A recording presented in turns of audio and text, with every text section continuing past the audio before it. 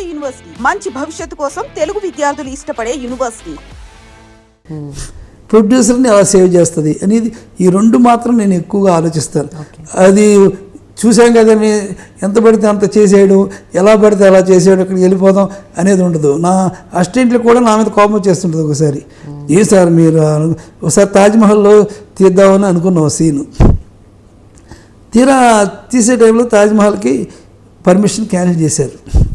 Producer నా దగ్గరికి వచ్చి, తాజ్మహల్ ఇలా దొరకట్లేదండి, మనకి డేట్లు అనేవి పోతున్నాయి అంటే, ఎలాగా అయితే సరే వదిలేండి అని చెప్పాను. చెప్తే మా వాళ్ళంతా స్ట్రైక్, మన తాజ్మహల్ దగ్గర తీద్దామన్నారు, మీరు ఇలా కాంప్రమైజ్ అవ్వకండి, మీరు కాంప్రమైజ్ అయితే ఎలాగా? కాంప్రమైజ్ అవ్వడం కదయ్యా, వీలు లేదు కదా, ప్రొడ్యూసర్ చేయలేకపోతున్నాడు, పర్మిషన్ లేదు, మనం ఏం చేయాలి, మరి ఎలాగండి? సరే ఓకే, ఇలాంటప్పుడు మనం ఎలా చేయాలో మనం ఆలోచిద్దాం అని చెప్పి ఒక తాజ్మహల్ ఫోటో తెప్పి వాళ్ళిద్దరిని పెట్టి సీన్ అంతా కూడా రిఫ్లెక్షన్లో తీసాం. ఓకే, తీస్తే ఆ సీన్ అంతకంటే బాగా వచ్చింది. అందుకని మనం ఎప్పుడు కూడా ఒకటి పెట్టుకోవాలి. మనం అనుకుంటాం ఇలా ఇలా ఇలా ఇలా ఇలా అనుకుంటాం, కానీ ప్రాక్టికల్గా వచ్చేటివి అన్నీ కుదరవు. అప్పుడు ఎలా చేయాలనేది కూడా పెట్టుకోవాలి అనేది నేను ఎప్పుడు ఆలోచిస్తా. ఇప్పుడు వచ్చిన జనరేషన్ పెడితే కొత్త కొత్త ఎక్స్పెరిమెంట్లు కానీ, బాహుబలిలో కూడా నేను స్టడీ చేస్తుంటా.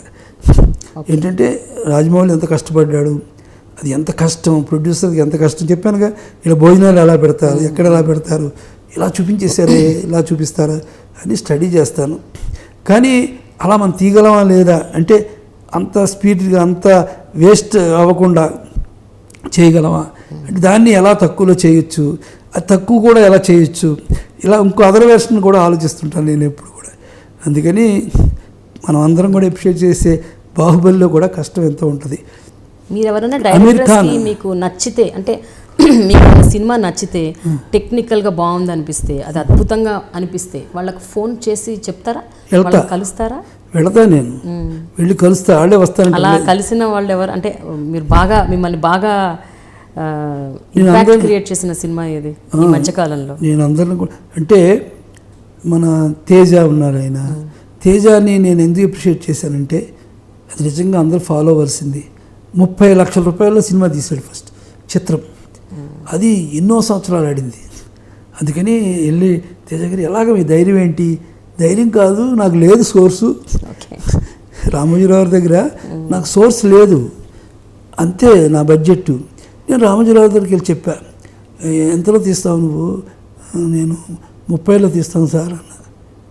కోర్టులో పర్లేదు అన్నారు ఆయన. తీను సార్, నేను 30లోనే తీస్తాను సార్ అన్నాను. అలాగా అలాంటి తేజతో కూర్చుంటా. ఎలా ధైర్యం ఏంటి? ధైర్యం కాదు, సోర్స్ లేదు నాకు.